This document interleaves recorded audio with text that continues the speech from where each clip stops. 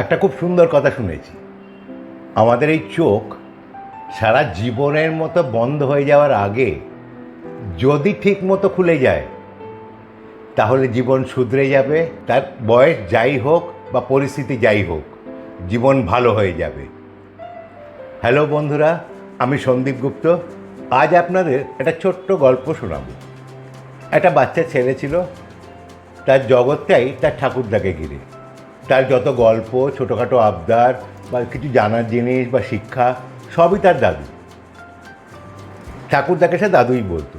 বাবা মা বোন সবই ছিল, কিন্তু তার জগৎটাই ছিল দাদুকে ঘিরে। এরমভাবে সুন্দর দিন কাটছিল। হঠাৎ তার বাবার ট্রান্সফার হয়ে গেল, চলে যেতে হবে। কিন্তু ছেলেটা বেঁকে বসলো, আমি যাব না, আমি আমার স্কুলও ছাড়বো না, আর আমি এখান থেকে যাব না। ঠাকুরদারও ওই নাতিই ছিল জীবন। ঠাকুরদা একটা সুযোগ পেয়ে গেলেন। ঠাকুরদাও এই সুযোগটা হাতছাড়া করলেন না। বললেন, ও থাক না আমার কাছে, বাড়িতে কাজের লোকজন আছে, কোনো অসুবিধা নেই। সময় মতো তার বাবা মা চলে গেলেন, কিন্তু ছেলেটার জীবন সে একই রকম রয়ে গেল। দাদু তাকে পড়াশোনার ফাঁকে ফাঁকে সাধারণ ছোট ছোট জিনিস দিয়ে কিছু জীবনের শিক্ষা দিতেন, যাতে তার ভবিষ্যতে বিপদে না পড়তে হয়। একদিন কি হলো, যে রান্না করতো সে দুবাটি পায়েস দিয়ে গেল, একটা দাদুর একটা তার। একটার ওপরে 4-5টা কিশমিশ ছড়ানো ছিল। তার দাদু সেটা জানতো যে ওই একটা জিনিসের ওপরে ওর খুব অ্যাট্রাকশান, কিশমিশ ও খুব ভালোবাসে। দাদু বললেন, দাদু ভাই তুমি চুজ করো, তোমার যে বাটিটা পছন্দ তুমি নাও, অন্যটা আমি নেব। ও সেই কিশমিশের লোভে ওই যেটার ওপর কিশমিশ ছড়ানো আছে সেটা নিয়ে নিল, নিয়ে খেতে শুরু করলো।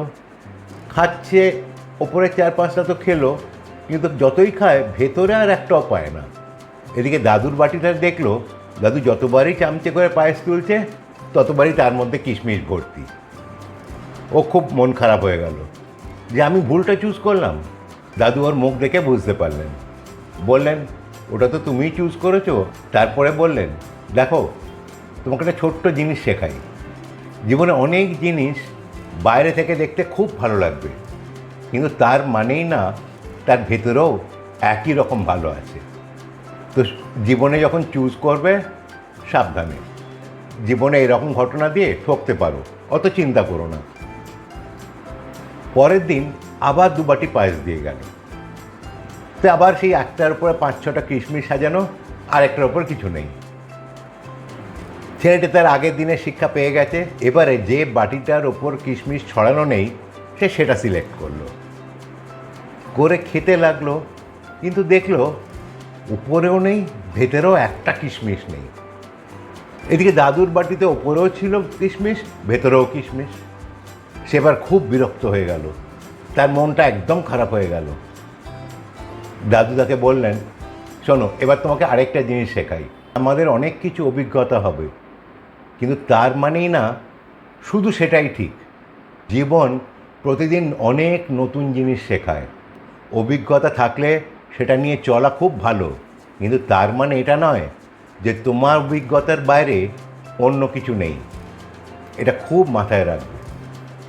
এবার তোমাকে আরেকটা খুব বড় কথা বলি, জীবনে কখনো লোভ করো না।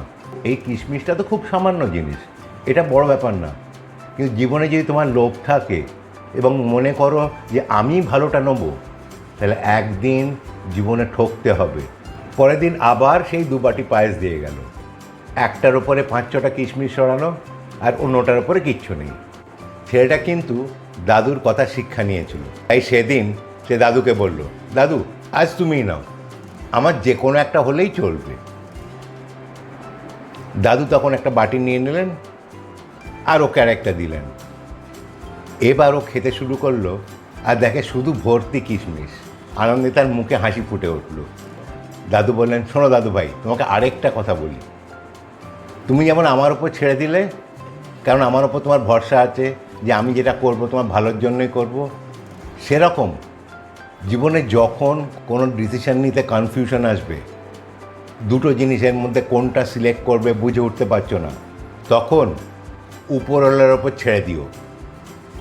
একটা জিনিস মাথায় রাখবে, তুমি তোমার জন্য ভালোটা সিলেক্ট করার চেষ্টা করবে, আর উনি যেটা তোমাকে দেবেন সেটা তোমার জন্য বেস্ট। সুতরাং জীবনে যখন কোনো সমস্যার সম্মুখীন হবে, উপরওয়ালার উপর ভরসা রেখো। এটা একটা ছোট্ট গল্প, তবে এখান থেকে কয়েকটা জীবনের খুব বড় পার্ট আমরা পেতে পারি। ভুল মানুষ মাত্রই করবে এবং এটাই ন্যাচারাল। কেউ যদি বলে আমি ভুল করি না, নয় সে বাজে কথা বলছে, আর নাহলে সে উন্মাদ। ভুল করাটা বড় ব্যাপার না, কিন্তু ভুল রিপিট করাটা হচ্ছে ক্রাইম। আমাদের জীবনে যা যা ভুল করব, সেখান থেকে কিছু শিক্ষা নিতে হবে, যাতে ভবিষ্যতে আর বোকা না বনি। ছেলেটির দাদুর কাছ থেকে এই ছোট ছোট যে শিক্ষাগুলো পেয়েছে, এটা ডেফিনেটলি তার জীবনে হেল্প করবে। ভিডিওটা দেখার জন্য ধন্যবাদ। ভালো লাগলে প্লিজ সাবস্ক্রাইব, লাইক ও অন্যদের সঙ্গে শেয়ার করবেন। ভালো থাকবেন, সুস্থ থাকবেন।